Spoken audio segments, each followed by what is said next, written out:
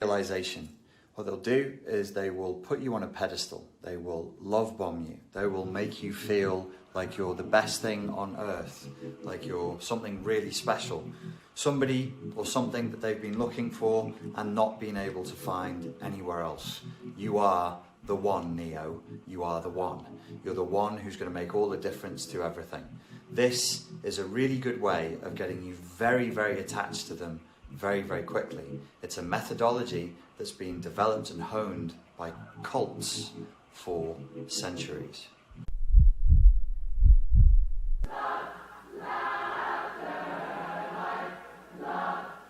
Method number 2 is devaluation and isolation.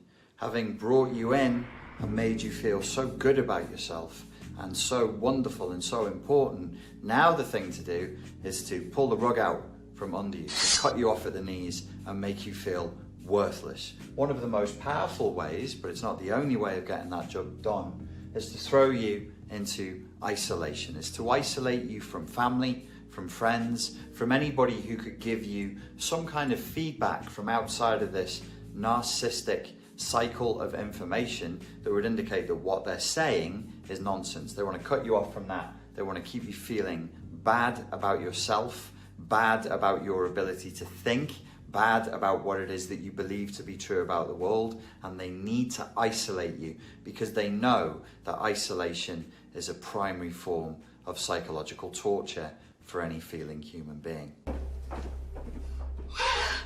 My children!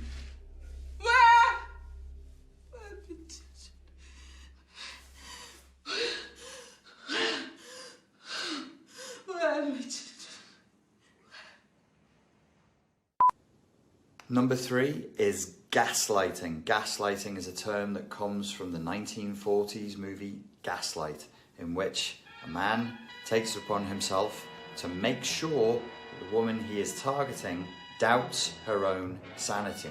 He does this by various means, one of which is turning the gas lamps up and down in the house and making her hear things that he claims are not really there and all inside of her imagination. Gaslighting is a way of maneuvering reality to make the target think that they are losing their minds. If you can convince somebody that their perception of reality is wrong, they will go into submissive, passive state that allows you to insert whatever dominant narrative you'd like to place inside of their consciousness.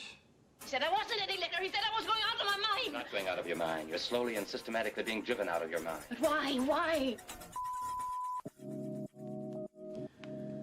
The purpose of these 3 first types of narcissistic abuse that we're looking at is to get you to break. Whatever your conviction is, whatever your beliefs are about the world, they want to break you and break you free from those beliefs, because those beliefs, that philosophy, that conviction about how the world works is protecting you from them.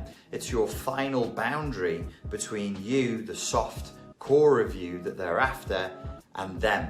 That predatory vampire is hammering at the door, trying to get in, and if they can get you to break, if they can get you to break with your friends and your family, if they can get you to break with your community, with your church, if they can get you to break with your beliefs, then they can sink their fangs into you and really get to drink your milkshake. Mr. Daniel?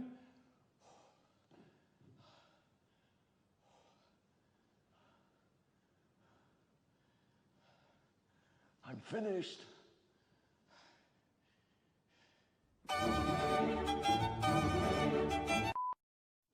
If you continue to resist this breaking process, they'll elevate the narcissistic abuse to the next level. And this will include scenarios such as mock executions. The mock execution will be them taking you through a simulation, a virtual reality simulation of what will happen if you don't give them what they want. You obviously won't realize that this is a mock execution at the time that's happening.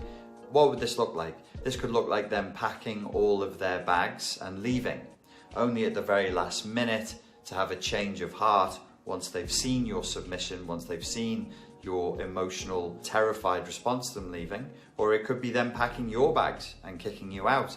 It could be them withdrawing access to your children. It could be withdrawing money, housing, shelter, anything that you need. They'll make you feel the full feelings of what it would be like if that happens without it actually happening.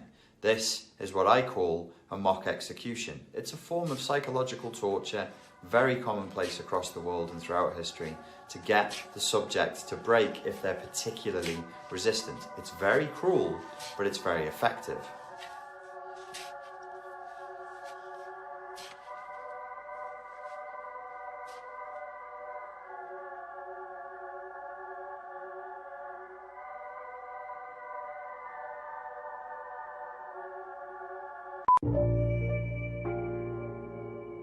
As the scale of the cruelty increases, it will do so incrementally with the narcissist's desperation to get you to submit.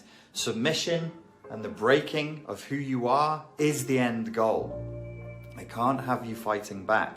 They can't have you questioning them. They can't have anything but blind, total, mindless submission to their orders. So they will get crueler and crueler as they proceed.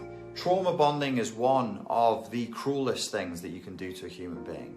They will essentially treat you both as though they were an angel and a savior in your life, rescuing you from pain, and simultaneously they will show up as the very demon that you need rescuing from. So they'll be demonic and devilish in one moment, and then angelic and savior-like the next. The impact of this on you is twofold. One, it's extremely confusing, causes a massive amount of cognitive dissonance, which manifests as stress, which leads you to be physiologically, psychologically, and emotionally exhausted, which makes you more likely to hit your breaking point where you will simply submit. The other effect of this is it causes you to bond tremendously powerfully with that individual as your ego boundaries break down and you recede back into an infantile state. You'll find very strange impulses coming out of you, like the desire to apologize to them for forcing them to inflict this torture on you. It's quite commonly reported amongst political prisoners who've been the victims of long-term acute torture. And it's one of the most humiliating and traumatic parts of the PTSD that results from that, is the submission to the torturer at an infantile level, and then that is usually followed by a desire to protect them. How can I hold a tear under my eyes? Please, please, I don't want to die. You're not gonna die! Don't let me fall. Number 6 is cliffhanging. All human beings have an innate, strong desire for conclusions. We want finality. We want conclusion. We want this thing that we typically call closure.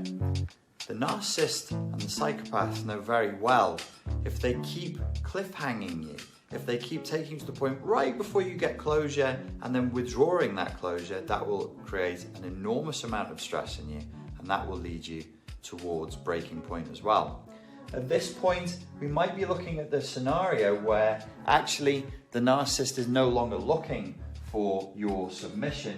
You may now simply be in a scenario from this point on, from cliffhanging forward, where all they want is to punish you and destroy you. So you may now be into a phase of having inflicted narcissistic injury through your defiance, of narcissistic rage, where there is nothing more to be desired than vengeance.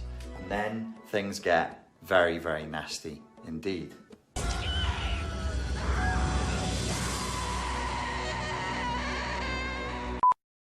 Stonewalling is another tactic that the narcissist knows very well is going to be enormously stressful for the victim. No matter what they say, no matter what they do, no matter what they ask, how much they beg and plead for mercy, the narcissist simply stonewalls, gives nothing. They know perfectly well that the target is looking for some sort of a conclusion, some sort of answer, some sort of definitive sense of where they are, and that if they refuse to give them that and they just stonewall them, they keep them locked inside a prison of their own imagination, to be tortured by the person's own anxiety and their own lack of sense of closure, of not knowing what is going on. It's a torturous state to leave somebody to be in. But this is what happens when we've moved from breaking the victim to trying to get submission from the victim to now just simply taking revenge on the victim for defying the narcissist in the first place. The next particularly nasty tactic that the narcissist will be using in the final phases will be to destroy the person's reputation. Why? Because this is a wound that you can inflict on somebody that's poisonous. It's a wound that will not heal. Long after the narcissist has gone, long after the victim and the narcissist have nothing to do with each other, they've managed to leave this palpable smell, this poisoning of the well that leaves a question or a smear on that person's character and on their reputation. They'll go for the person's name, knowing that without their good name, they don't really feel like a human being at all anymore. This particularly works well on individuals who are conscientious and of good character and care about what people think about them.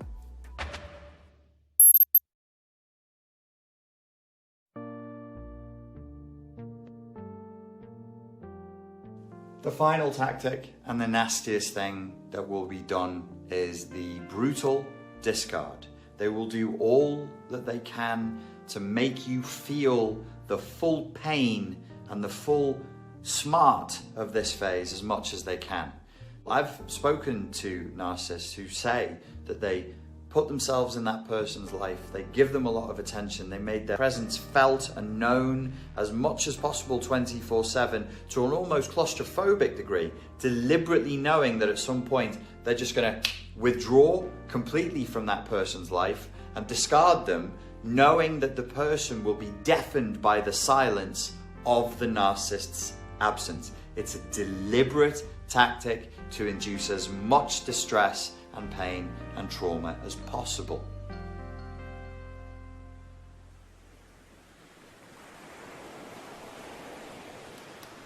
One of the questions that I'm very frequently asked is, does the narcissist know that they're doing this? Is this like an unconscious impulse that they have? Or do they actually know what's going on inside of their heads at all times when they're doing something like this? Is this an unconscious response from childhood? Well, let's be clear. This is an unconscious response from childhood. It is a manifestation of PTSD and a manifestation of CPTSD. We would call this the fight-fawn response. It's very predatory, it's very nasty, but it is the narcissist or psychopath's way of trying to cope from an infantile mindset with an extremely hostile environment that they would have found themselves in childhood. Probably they were in an environment where they were being given multiple mixed messages at the same time. On the one hand, they would have been told they were wonderful, angelic, and godlike, and on the other hand, they were probably receiving messages either overtly or implicitly that they were worthless, useless, and beyond salvation. That belief system being put inside of a person over time eventually manifests as a kind of demonic worldview, in which the only thing they can see in the world is power struggles, because that's all they saw in childhood. So the only thing they map for is dominance. They're only concerned with where they are in a dominance hierarchy, and it becomes very, very important for them to be higher than you.